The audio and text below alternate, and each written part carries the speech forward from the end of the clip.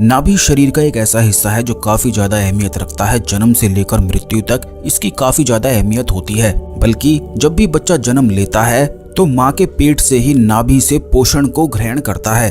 यानी कि किसी भी इंसान की जो शुरुआत होती है वह केवल नाभि से ही होती है। यही वजह है कि नाभि केंद्र के ही माध्यम से उस इंसान के जीवन में सारी चीजें होती हैं। जैसे कि अगर किसी व्यक्ति के जीवन में धन की समस्याएं हो, या फिर अगर वह व्यक्ति बहुत ही ज्यादा परेशान रहता हो, जितनी भी चीजें करता हो हमेशा उसका दुर्भाग्य उसे घेर के रखता हो, किसी भी चीज में कोई सफलता ना मिल पाती हो, तो इसका मतलब ये होता है कि उस व्यक्ति का नाभि केंद्र कमजोर है। अगर किसी व्यक्ति का नाभि केंद्र बलवान होता है तो ऐसा व्यक्ति काफी ज्यादा सौभाग्यशाली होता है। ऐसे व्यक्ति पर पितरों की कृपा तो होती ही है, बल्कि आपको बता दें कि नाभि केंद्र में भगवान विष्णु का और माता लक्ष्मी का स्थान बताया जाता है। और यही वजह है कि जिन भी लोगों का नाभि केंद्र बलवान होता है, मजबूत होता है, तो ऐसे लोगों के जीवन में कभी भी सौभाग्य की, धन की कमी नहीं होती है। कर्ज की समस्याएं कभी उन्हें नहीं घेरती हैं। पितरों के साथ साथ माता लक्ष्मी की, भगवान विष्णु की कृपा उनको प्राप्त होती है।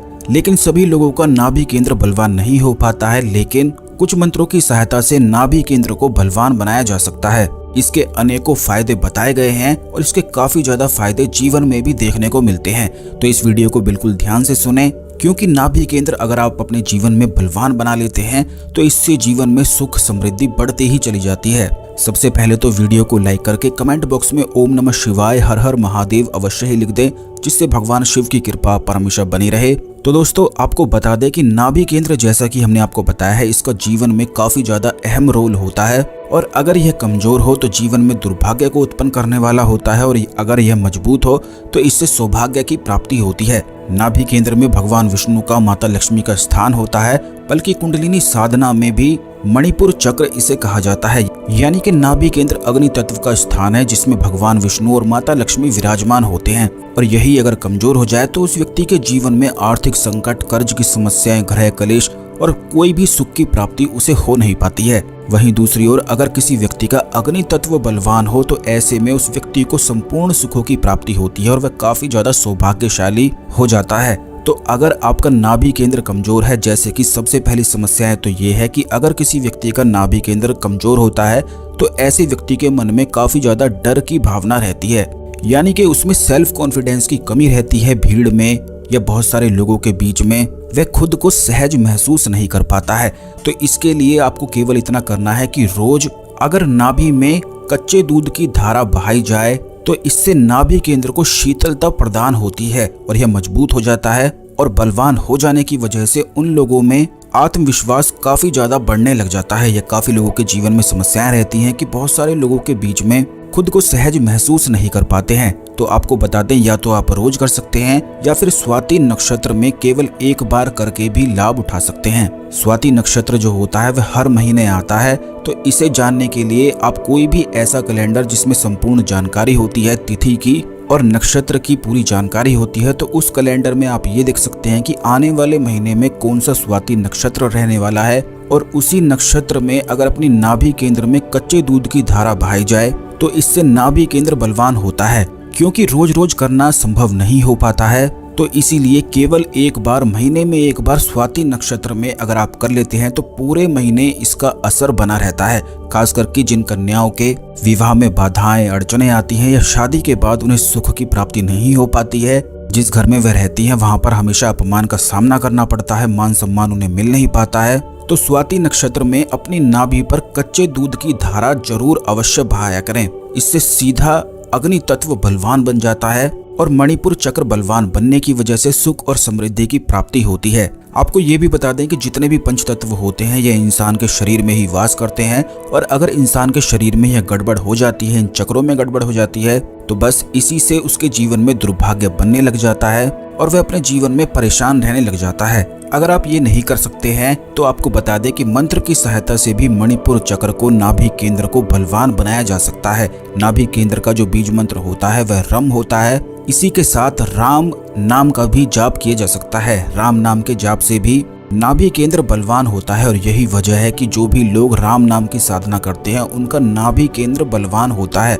और नाभि केंद्र में इतनी सारी सिद्धियां, सैकड़ों सिद्धियां वास करती हैं कि अगर किसी व्यक्ति का नाभि केंद्र पूर्ण रूप से जागृत हो जाए तो ऐसे व्यक्ति के पास कुछ ना कुछ सिद्धि अवश्य ही होती है। जैसे कि सामने वाले को वशीकरण करना, सम्मोहन कर लेना, या फिर अगर किसी व्यक्ति पर भूत प्रेत आदि की तंत्र क्रियाओं की समस्याएं रहती हैं तो अगर किसी व्यक्ति का नाभि केंद्र बलवान होता है और वह अपने हाथों में जल लेकर महाकाली के किसी भी मंत्र का जाप करता है और रोगी व्यक्ति पर अगर छिड़क देता है तो ऐसे में रोगी व्यक्ति बिल्कुल ठीक हो जाता है, क्योंकि जिस व्यक्ति का नाभि केंद्र बलवान होता है उसका अग्नि तत्व भी बलवान हो जाता है। और यही कारण है कि अग्नि तत्व बलवान हो जाने की वजह से उस इंसान में शक्तियां और सिद्धियां अपने आप ही आने लग जाती हैं। और नाभि केंद्र का बीज मंत्र भी रम और राम है।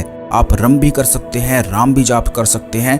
दोनों का एक ही वाइब्रेशन उत्पन्न होती है। केवल जो मंत्र की वाइब्रेशन होती है ये ज्यादा महत्वपूर्ण होती है और इसी से सारी चीजें जीवन में होने लग जाती है।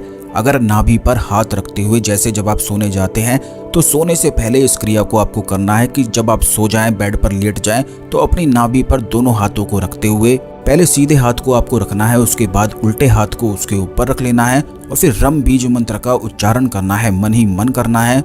कम से कम अगर सोने से पहले आधे घंटे इस क्रिया को किया जाता है तो इससे मणिपुर चक्र यानी कि नाभि केंद्र बलवान बनता है। ठीक इसी प्रकार अगर सुबह सुबह उठते ही इस क्रिया को किया जाए, बैठकर किया जाए, फर्श पर बैठकर आसन बिछाकर किया जाए, तो इससे भी नाभि केंद्र बलवान बनता है। और नाभि केंद्र बलवान बन जाने की वजह से उस व्यक्ति की मनोकामनाएं भी बहुत जल्दी, शीघ्र अतिशीघ्र पूरी होने लग जाती है। लेकिन आपको बता दें कि नाभि केंद्र की है जो साधना हमने आपको बताई है, जब भी इसे आप करते हैं तो इस बात का ध्यान आपको ये रखना है कि प्याज और लहसुन का सेवन बिल्कुल भी आपको नहीं करना है, नॉनवेज आदि का सेवन नहीं करना है। तमस वाली या गर्म जितनी भी चीजें होती हैं जो बहुत अधिक तमस शरीर में उत्पन्न करती हैं, तो उन चीजों का सेवन बिल्कुल भी नहीं करना है। केवल इस साधना को करने मात्र से जब आप देखेंगे कि नाभि में स्पंदन शुरू हो गया है, तब आप समझ जाएं कि आपका नाभि केंद्र जागृत होने लगा है। नाभि केंद्र में जब स्पंदन शुरू हो जाता है तो इसके बाद उस व्यक्ति का नाभि केंद्र धीरे धीरे एक्टिवेट होने लग जाता है और उसके जीवन में जितनी भी सुख समृद्धि वाली चीजें होती हैं वे अपने आप आकर्षित होने लग जाती हैं। धन को चुंबक की तरह खींचने वाला भी यह स्थान होता है। बल्कि जिस भी व्यक्ति का नाभि केंद्र बलवान हो उसमें सम्मोहन की उसे प्राप्ति होती है, आकर्षित वह लोगों को करने लग जाता है। ठीक इसी प्रकार धन की जितनी समस्याएं होती हैं, आर्थिक संकट या कर्ज की समस्याओं में अगर वह फंसा हुआ होता है तो हर एक प्रकार की समस्या से निकलता है। यानी कि सांसारिक सुखों को संपूर्ण प्राप्ति करने के लिए नाभि केंद्र का बलवान होना बेहद आवश्यक होता है। आपको ये भी बता दें कि जब आप इस साधना को करते हैं तो अगर नाभि केंद्र पर हाथ रखते हुए पूरे ध्यान से अगर बीज मंत्र का, रम बीज मंत्र का जाप किया जाए और उस समय अगर आपके मन में बिल्कुल भी ख्याल या विचार ना आए तो ऐसा करने से नाभि केंद्र बलवान होता है। यह ऐसी सरल सी तंत्रोक्त साधना है जिसे काफी सारे ऋषि मुनि और काफी सारे साधक करते हैं और अपने नाभि केंद्र को बलवान बनाते हैं। इसके बलवान हो जाने से और इसके जागृत होने से काफी सारी शक्तियों की, सिद्धियों की प्राप्ति होती है और इसे काफी ज्यादा तरीकों से बलवान भी किया जा सकता है, जो आने वाले वीडियोस में भी निश्चित हम आपको बताएंगे। इस खास जानकारी को दूसरे लोगों के साथ भी शेयर करें और इसी प्रकार की खास जानकारी पाने के लिए चैनल को अवश्य सब्सक्राइब करके रखें। धन्यवाद। ओम नमः शिवाय। हर हर महादेव।